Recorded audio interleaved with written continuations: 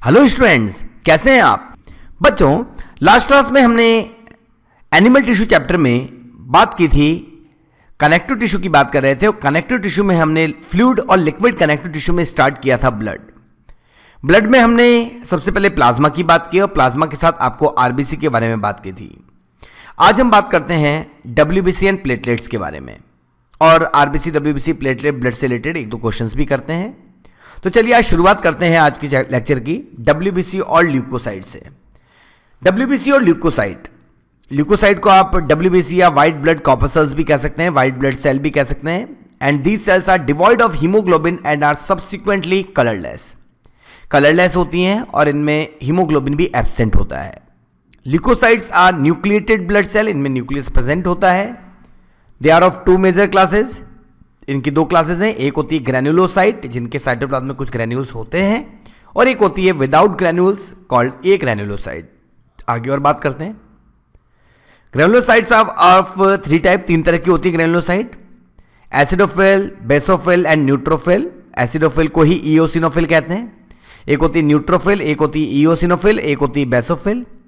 Each with lobe nucleus, सबके पास lobe nucleus होता है। आगे देखते हैं कैसे लोब होगा।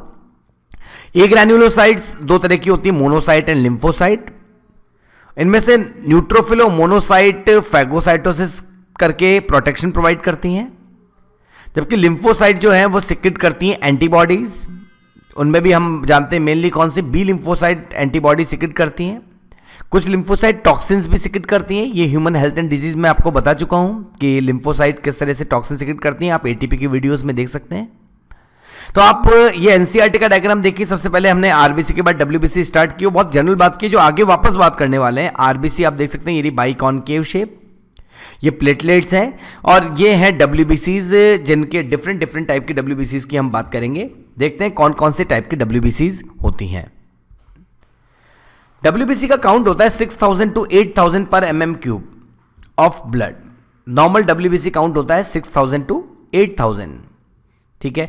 और डब्ल्यूबीसी का काउंट बढ़ता कब है? डब्ल्यूबीसी का काउंट नॉर्मल इन्फेक्शन के केस में, जैसे न्यूमोनिया हो गया, ठीक है, इन्फ्लामेशंस हो गए जैसे अपेंडिसाइटिस हो गया, मैलिग्नेंसीज हो गई जैसे ल्यूकेमिया हो गया। ल्यूकेमिया में डब्ल्यूबीसी का काउंट बहुत ज़्यादा बढ़ जाता है। लेकिन न्यूमोनिया, अपेंडिसाइटिस जैसे नॉर्मल इन्फ्लामेशन, इन्फेक्शन के केस में भी डब्ल्यूबीसी का नंबर बढ़ेगा, बढ़ना ही चाहिए, क्योंकि इन्फेक्शन के केस में आपकी बॉडी को इम्यूनिटी प्रोवाइड करने का काम है डब्ल्यूबीसी का, तो उनका नंबर तो इंक्रीज होना ही चाहिए। तो इस केस में डब्ल्यूबीसी का नंबर क्या हो जाता है? बढ़ जाता है। In some conditions such as folic acid deficiency the total count falls abnormally. अगर फॉलिक एसिड की डेफिशिएंसी है तो भी याद रखें, हम बोलेंगे कि डब्ल्यूबीसी का काउंट कम होता है। डब्ल्यूबीसी के मैच्योरेशन के लिए, फॉर्मेशन के लिए फॉलिक एसिड चाहिए। तो ल्यूकोपीनिया हो जाएगा। ल्यूकोपीनिया का मतलब हो जाएगा डब्ल्यूबीसी का काउंट क्या हो जाना? कम हो जाना। ल्यूकोपीनिया वर्ड्स का मीन क्या होगा? डब्ल्यूबीसी काउंट क्या हो जाना? डिक्रीज हो जाना। The total count of WBC is also diagnostic value in many diseases. WBC count normal से बहुत कम हो रहा है तो ये कई डिजीज की डायग्नोस्टिक वैल्यू में भी आता है, जैसे एड्स के केस में, HIV इन्फेक्शन के केस में डब्ल्यूबीसी काउंट कम हो जाता है। Monocyte have kidney shape nucleus, इनमें जो मोनोसाइट होते हैं इनमें किडनी शेप न्यूक्लियस होता है। The process by which monocyte and neutrophil squeeze out through thin capillary wall is called diapedesis और इमाइग्रेशन। ये प्रोसेस मैं आपको पहले एक्सप्लेन कर चुका हूं। आप ह्यूमन हेल्थ एंड डिजीज में इन्फ्लामेटरी बैरियर देखिए। इन्फ्लामेटरी बैरियर में आपको एक्सप्लेन किया गया कि किस तरह से मोनोसाइट और न्यूट्रोफिल बाहर आती हैं। हिस्टामिन वैसोडाइलेटर का काम करती है और हिस्टामिन साथ के साथ कैपिलरी परमिबिलिटी को बढ़ाती है, जिसकी वजह से ये amoeboid shape neutrophil and monocyte क्या होती हैं? डायपेडेसिस करती हैं और अपने से कम साइज की कैपिलरी वॉल की एंडोथेलियम से होती हुई बाहर आ जाती है। इसके बाहर आने के प्रोसेस को ही क्या बोलते हैं? डायपेडेसिस और इमाइग्रेशन। तो ये डब्ल्यूबीसीज की और कुछ क्वालिटीज, बहुत सिंपल क्वालिटीज आपको बताई गई। डायग्राम में देखते हैं, एक बार कलरफुल डायग्राम देखते हैं, फिर उसके बाद हम और अच्छे से दूसरे डायग्राम में भी देखेंगे। ये रही मोनोसाइट। मोनोसाइट के पास ये रहा बीन शेप या किडनी शेप न्यूक्लियस, ये है बीन शेप न्यूक्लियस, या फिर हम बोल सकते हैं किडनी शेप न्यूक्लियस होगा, किडनी शेप न्यूक्लियस, ठीक है। ये आप देख रहे हैं, ये इओसिनोफिल, एसिडोफिल भी बोलते हैं, ग्रैनुलोसाइट है, ग्रैन्यूल दिख रहे हैं। बेसोफिल में भी ग्रैन्यूल दिख रहे हैं आपको, इसमें बाइलोब न्यूक्लियस होता है, ठीक है। न्यूट्रोफिल में बहुत सारे लोब दिख रहे हैं न्यूक्लियस में आपको, ठीक है। न्यूट्रोफिल है ये, इसके न्यूक्लियस में बहुत सारे लोब्स हैं। ये रही लिम्फोसाइट, जिसके लार्ज राउंडेड सेल्स हैं, राउंडेड ही न्यूक्लियस हैं। तो WBC की कुछ सेल्स हैं। इन सभी सेल्स के बारे में चलिए एक एक सेल्स के बारे में, सबके बारे में कंपैरेटिव स्टडी करते हैं कि कौन सी सेल कैसी है, किसका लाइफ स्पैन कितना है, किसका न्यूक्लियस कैसा है, इन सबके बारे में बात करते हैं। बात करते हैं lymphocyte, monocyte, eosinophil, basophil, neutrophil के बारे में। सबसे पहले तो आप सभी को पता है कि न्यूट्रोफिल, बेसोफिल और इओसिनोफिल ग्रैन्युलोसाइट है, ग्रैन्यूल होते हैं इनमें। मोनोसाइट, लिम्फोसाइट ग्रैन्युलोसाइट नहीं है, ये ग्रैन्युलोसाइट है। पहले बात करते हैं परसेंटेज की। लिम्फोसाइट टोटल WBC की होती है 20 to 25%, मोनोसाइट होती है 6 to 8%, एसिडोफिल या इओसिनोफिल होती है 2 to 3%, बेसोफिल्स होती है 0.5 to 1% और न्यूट्रोफिल का होता है अमाउंट करीब 60 to 65%। सबसे ज़्यादा होती है, इसका मतलब कौन? न्यूट्रोफिल। ग्रैनुलोसाइट, अगर हम लिम्फोसाइट की बात करें तो उसमें ग्रैनुल एब्सेंट होंगे, मोनोसाइट में भी एब्सेंट होंगे, हम जानते हैं ये दोनों एक ग्रैनुलोसाइट हैं। लेकिन एसिडोफिल, बेसोफिल और न्यूट्रोफिल में ग्रैन्यूल्स प्रेजेंट होंगे, कुछ में फाइन होंगे, कुछ में बहुत कोर्स होंगे। स्टेनिंग की बात करें, लिम्फोसाइट बेसोफिलिक स्टेन से स्टेनिंग होती है, मोनोसाइट भी बेसोफिलिक स्टेन से स्टेनिंग कर सकते हैं। लेकिन एसिडोफिल नाम से समझ में आता है इओसिनोफिलिक है या इओसिन स्टेन से स्टेनिंग होती है। बेसोफिल्स की बेसोफिलिक स्टेन से स्टेनिंग होती है और न्यूट्रोफिल की न्यूट्रोफिलिक मतलब एसिडिक स्टेन से भी स्टेनिंग हो सकती है और बेसिक स्टेन से भी स्टेन हो सकती है। कौन? न्यूट्रोफिल। न्यूक्लियस की बात करते हैं। मैंने बताया अभी आपको कि लिम्फोसाइट का न्यूक्लियस राउंडेड होता है। देखिए डायग्राम में, ये रही लिम्फोसाइट, ये रही RBC इरिथ्रोसाइट जो आप राउंडेड दिख रही है सर्कुलर, लेकिन साइड व्यू में बाइकॉनकेव है।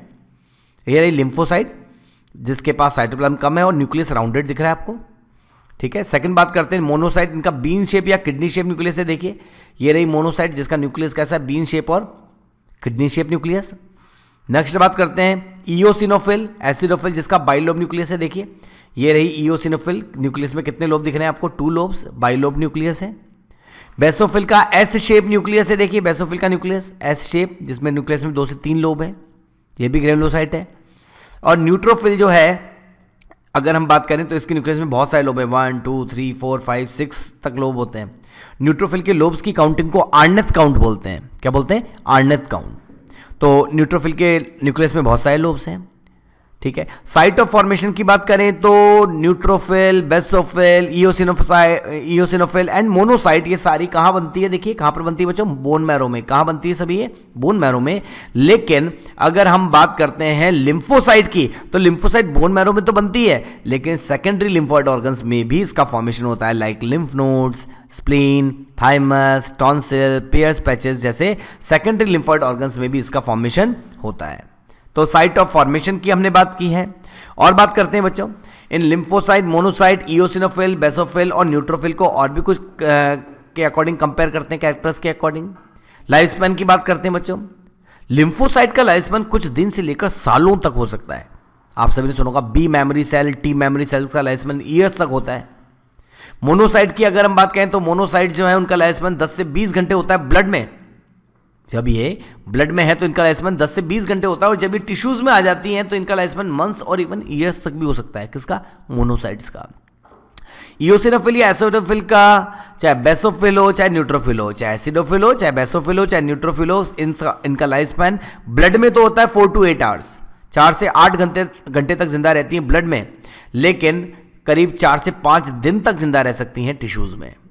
तो याद रखें कुछ दिन से लेकर सालों तक लाइफ स्पैन हो सकता है लिम्फोसाइट का, 10 से 20 घंटे ब्लड में, और टिश्यूज में मंथ्स और ईयर्स तक हो सकता है मोनोसाइट का, 4 से 8 घंटे ब्लड में और 4 से 5 दिन होता है टिश्यूज में इओसिनोफिल का।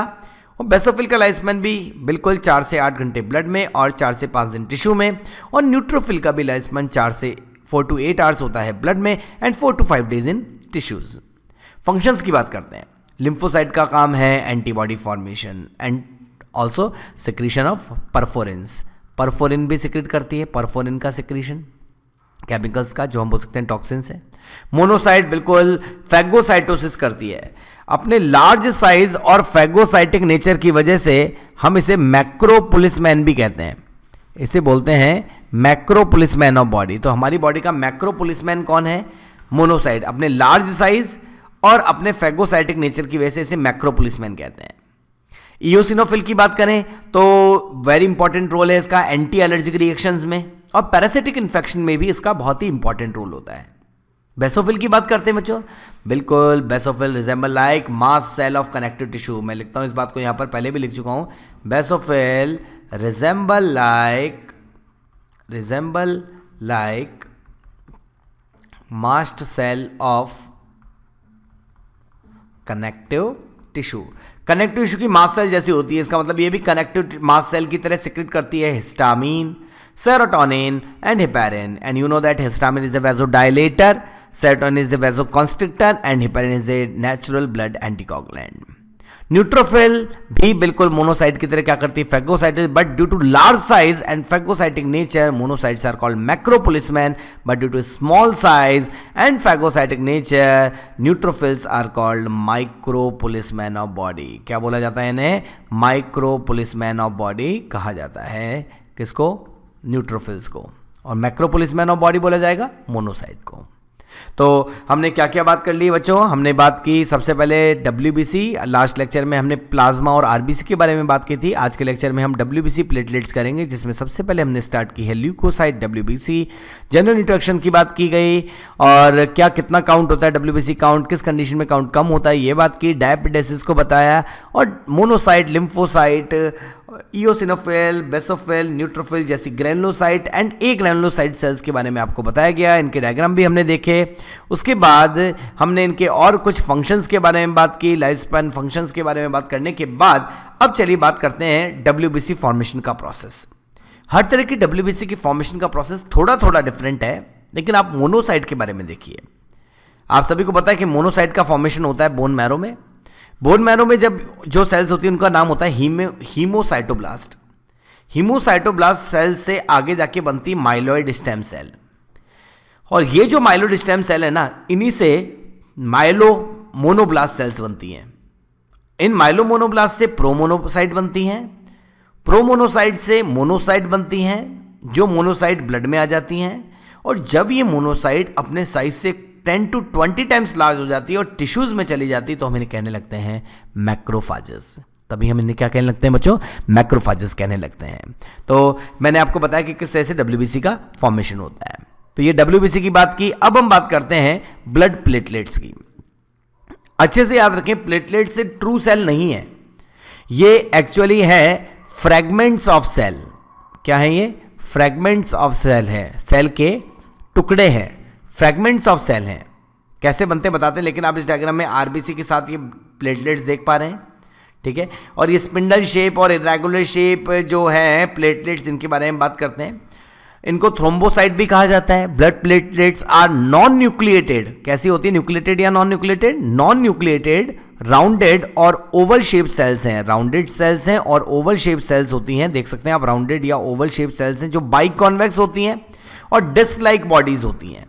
बाइकॉन्वेक्स डिस्क लाइक बॉडीज होती हैं, जो राउंडेड होती हैं, ओवल होती हैं, नॉन न्यूक्लिएटेड होती हैं, और सिंपल सी बात है, इन्हें दूसरा नाम क्या बोला जाता है प्लेटलेट्स का, थ्रोम्बोसाइट, ठीक है। दे आर 2 to 3 माइक्रोमीटर, इनका साइज होता है 2 to 3 micrometer in diameter, and their number is 0.15 to 0.35 million, ज़्यादा अच्छा बोले 1.5 to 3.5 लाख पर mm³ of blood.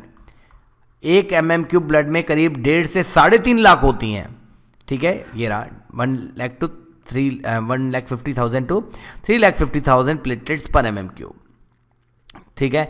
They bud off from the cytoplasm of very large megakaryocyte of bone marrow. अच्छे से समझिएगा इस बात को।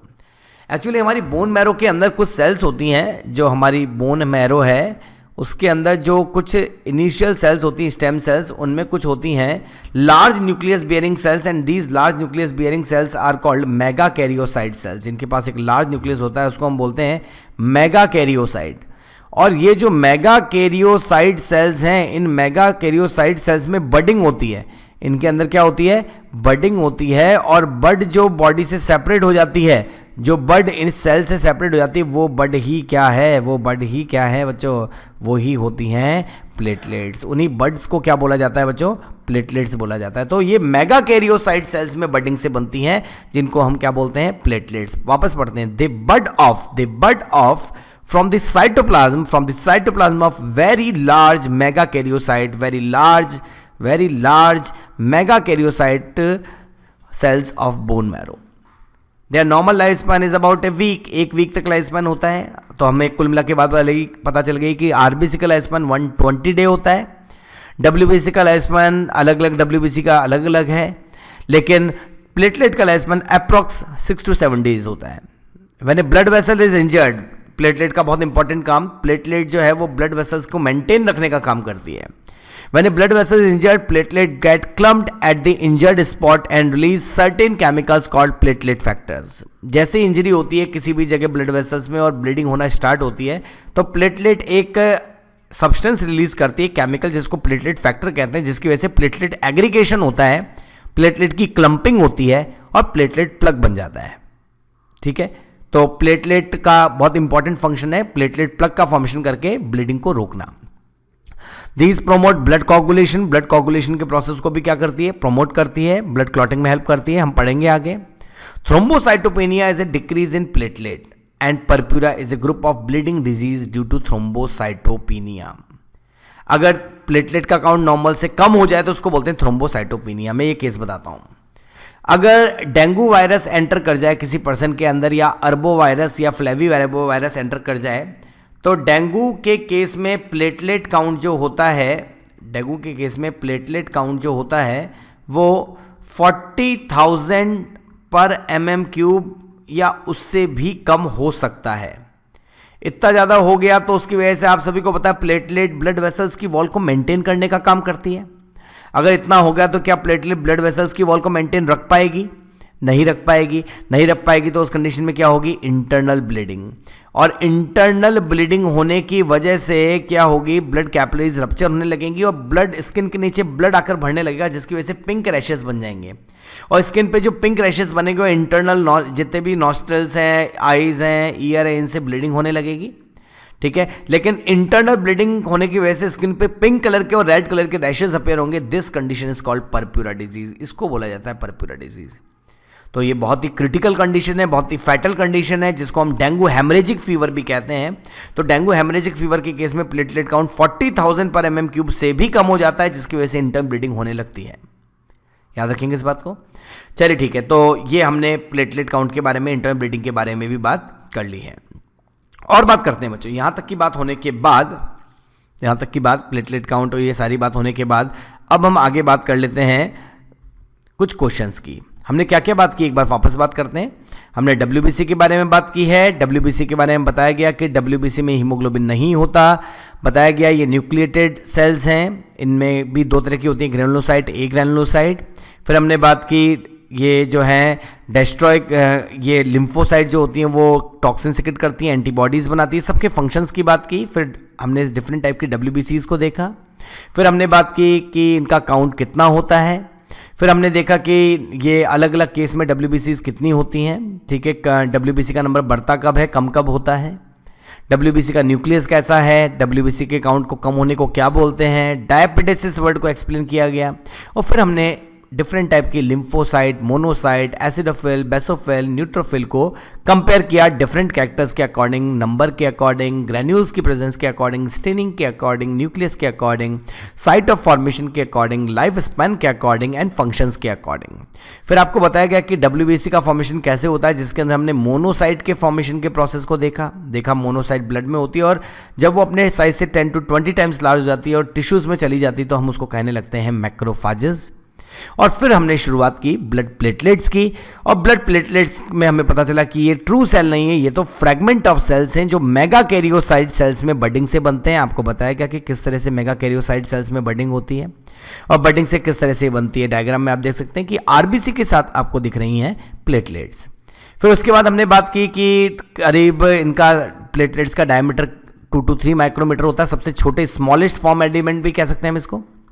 क्या ये स्मॉलेस्ट फॉर्म्ड एलिमेंट, मतलब आरबीसी डब्ल्यूबीसी प्लेटलेट में सबसे छोटी होती हैं, तो स्मॉलेस्ट फॉर्म्ड एलिमेंट है प्लेटलेट्स. ठीक है, फिर उसके बाद हमने बात की कि प्लेटलेट काउंट कितना होता है, 1,50,000 to 3,50,000 होती हैं ये पर mm³ ब्लड में. और अगर इनका काउंट नॉर्मल से कम हो जाए तो उस कंडीशन को क्या बोला जाता है, थ्रोम्बोसाइटोपिनिया. थ्रोम्बोसाइटोपिनिया हमें देखने को मिलता है डेंगू के केस में, जहां प्लेटलेट काउंट जो है 40,000 पर mm³ से भी कम हो जाता है. जिसकी वजह से इंटरनल ब्लीडिंग होने लगती है। और इंटरनल ब्लीडिंग होने के साथ साथ क्या होता है बच्चों, साथ साथ अगर हम बात करें स्किन पे पिंक कलर के रैशेस अपीयर होते हैं, बोलते हैं क्या, परप्यूरा डिजीज। सही बात है बच्चों। यहां तक की बात करने के बाद हमने बात की कि what is the function of platelets. Platelets जो हैं वो ब्लड वेसल्स की वॉल को मेंटेन करने का काम करती है और साथ में ब्लड कोगुलेशन और ब्लड क्लॉटिंग के प्रोसेस में भी हेल्प करती है। सही बात है बच्चों। तो चलिए अब RBC, WBC, platelet, blood, plasma, ये सारी बात हमने कंप्लीट की है 2 लेक्चर्स में। तो चलिए देखते हैं क्या इससे रिलेटेड 1-2 क्वेश्चन हम सॉल्व कर पाते हैं। करते हैं क्वेश्चंस। क्वेश्चन है blood consist of first plasma plus WBC, RBC WBC platelets, plasma plus bone marrow, plasma plus RBC WBC platelets. बहुत ही सिंपल क्वेश्चन है बच्चों। Blood is form by plasma and formed elements, and formed element include RBC, WBC and platelet. इसका मतलब blood जो है वो बना हुआ है प्लाज्मा का, उसमें है बहुत सारी आरबीसी, उसमें है कुछ डब्ल्यूबीसी और उसमें है काफ़ी प्लेटलेट्स। सही बात है। तो इसका आंसर बच्चों हो जाएगा 4th। क्लियर। नेक्स्ट क्वेश्चन की बात करते हैं। नेक्स्ट क्वेश्चन है RBC of mammals are. Mammals की आरबीसी कैसी होती है, न्यूक्लिएटेड या non nucleated, non nucleated, biconcave या convex, biconcave, non nucleated biconcave होगी, एंड सर्कुलर। ये बात बिल्कुल सही है। हमारी आरबीसी न्यूक्लिएटेड नहीं है, हमारी आरबीसी नॉन न्यूक्लिएटेड तो है लेकिन बाई कॉनकेव है। हमारी आरबीसी नॉन न्यूक्लिएटेड तो है लेकिन बाई कॉनकेव है। तो हमारी RBC non nucleated, by concave and circular. इसका आंसर क्या हो जाएगा बच्चों, फर्स्ट आंसर। लेकिन एक बात आपको अच्छे से याद रखनी चाहिए कि हमारी आरबीसी जो by concave, circular, non nucleated है, लेकिन एक मैमल में एक्सेप्शन होता है। कौन? मैमल्स के अंदर एक्सेप्शन है कौन? Camel and llama. Camel and llama जो है उनकी आरबीसी थोड़ी इससे डिफरेंट होती है। इसके अलावा अगर हम बात करें सबसे छोटी आरबीसी भी हमें मैमल्स में देखने को मिलती है, जो है मस्क डियर, मॉस्कस ट्रिगेलस में। सबसे लार्जेस्ट आरबीसी हमें देखने को मिलती है एक एम्फीबिया में जिसका नाम होता है एम्फीयूमा, कोंगो ईल। और अगर हम बात करें एलिफेंट जो है उसके अंदर मैमल्स में सबसे बड़ी आरबीसी होती है, जो होती है साइज जिसका 9.5। ठीक है। हमारी आरबीसी की साइज कितनी होती है, मैंने शायद आपको पहले लिखवाया है 7.5 माइक्रोन। तो हमारी आरबीसी की साइज है 7.5 माइक्रोन। ठीक है। एक और क्वेश्चन कर लेते हैं बच्चों, एक और सिंपल सा क्वेश्चन लेते हैं।